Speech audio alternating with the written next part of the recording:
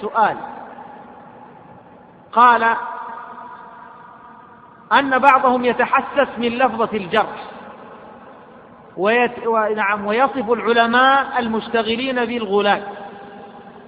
نريد إزالة هذه الشبهة. على كل حال التحسس يتحسس من كلمة جرح، قد تحذير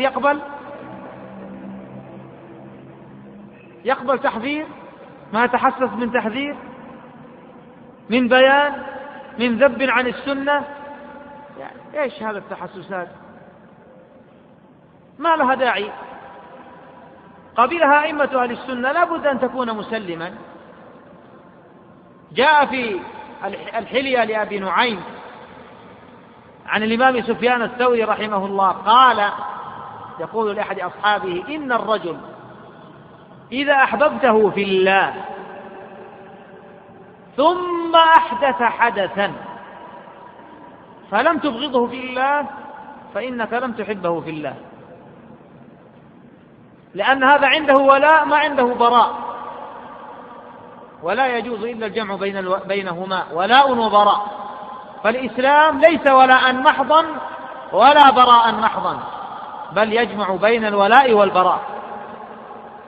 فالعلماء الجرح والتعديل خرجوا به لماذا؟ كعلم وفن وتقنين، تحذيرا للأمة، أليس كذلك؟ خلاص، حتى لا يتحسس هذا المتحسس. نعم، نقول هذا تحذير للأمة ونصح للأمة. ثم الوصف بأن المشتغلين بهذا البيان ماذا؟ بأنهم غلاة. السؤال: على أي أساس بنيت هذا الحكم الذي عند أئمة الحديث جرح متشدد ومتساهل ومعتدل، كلها دائرة تحت أي عنوان؟ ذكر من يعتمد قوله في إيش؟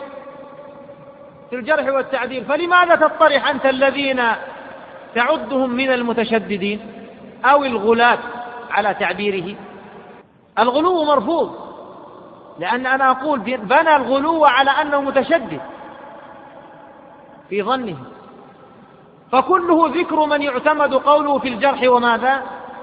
إذا كان في عهد الأئمة الذين كتبوا وبينوا وقننوا يوجد معتدل ويوجد متشدد ويوجد متساهل، ففي هذه القسمة الحادثة لا يوجد إلا متشدد ومتعقل، أو قل معتدل. ما في متساهل؟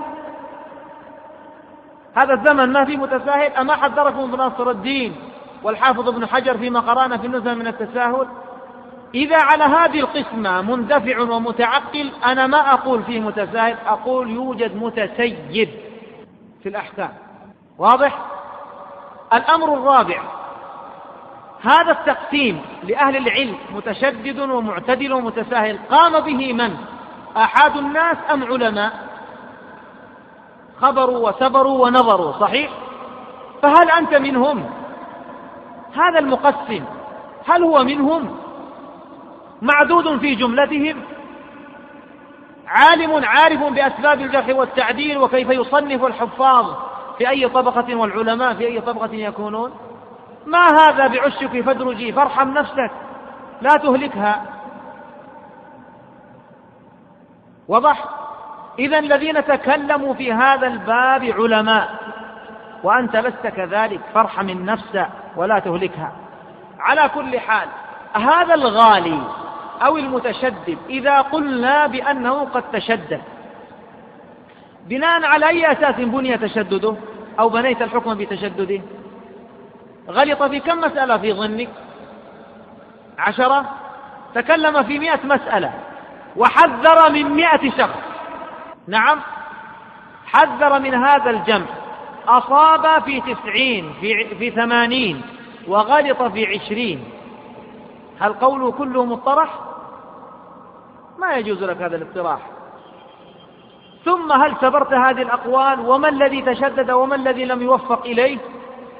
ثم هل الذين وصفوه بالتشدد أو وصفوا بالتشدد الذين في المقابل أما رجعوا إلى قول المتشددين بعد أن تبين لهم؟ إذن التشدد لا وجه له، إنما هو الغموض والخفاء عند من تساهل ابتداء. وضح؟ إذن حتى هذا المتساهل أو المتعقل في ظنك انظر إلى أقواله التي تعقل فيها، ففي أيها أصاب الحق. فإن كان في 100 مسألة أصاب 10 وأخطأ في 90 فلا هو بمتعقل ولا هو بمتشدد ولا هو بمتساهل، لا يعتبر في زمرة المتكلمين في هذا الباب. فعلى كل حال نحن ننقاد للحق ونبحث عنه ونطلبه ببينته وبرهانه. بارك الله فيك.